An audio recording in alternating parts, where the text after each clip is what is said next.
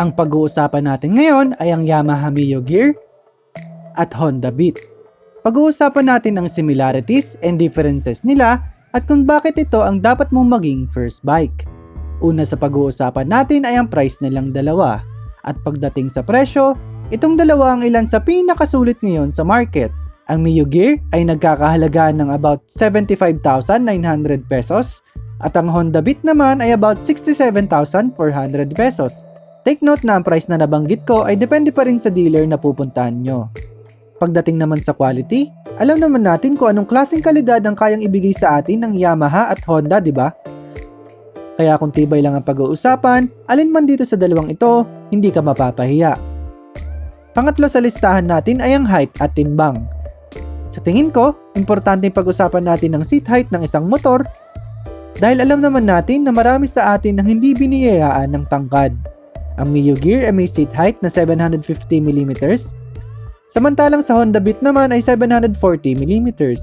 Ganon din sa timbang ng motor na dapat natin bigyan ng pansin, lalong-lalo na para sa mga baguhan. Ang Mio Gear ay may timbang na 95 kg, samantalang sa Honda Beat naman ay 93 kg lamang. Kung usapang fuel tank capacity naman, ang Mio Gear ay may 4.2 liters tank capacity, sa Honda Beat naman ay 4 liters lamang. Sa braking system naman, pareha silang merong single disc brake sa unahan at drum brake naman sa likod. Punta naman tayo sa makina ng dalawang ito. Sa Mio Gear, 4-stroke, air-cooled, single cylinder, 125cc, fuel injected, equipped na rin siya with smart motor generator, 52.4 by 57.9mm ang kanyang bore and stroke, 9.5:1 ang kanyang compression ratio, 7 kilowatts at 8,000 RPM ang kanyang maximum horsepower, 9.6 Nm naman at 5,500 RPM ang kanyang maximum torque. 1,870mm by 685mm by 1,060mm ang kanyang dimensions. 1,260mm naman ang kanyang wheelbase. Ang minimum ground clearance niya ay 135mm.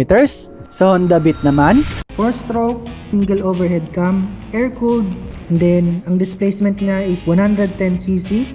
Ang kanyang bore and stroke is 50 by 55.1mm.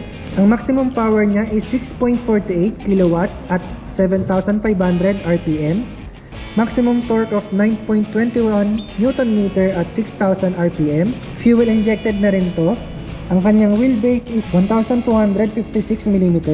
Ground clearance na 146mm. Pagdating naman sa design, hinuli ko talaga ang bagay na ito dahil iba-iba naman tayo ng taste. At ang maganda para sa akin ay maaaring hindi kaaya-aya sa'yo. Kaya kayo nang bahala pagdating sa looks. Kayo ba? Alin sa tingin nyo sa dalawa ang mas sulit na bilhin? Mio Gear o Honda Beat? Comment nyo nga sa baba. So sana natulungan ko kayo na pumili sa dalawang motor na to.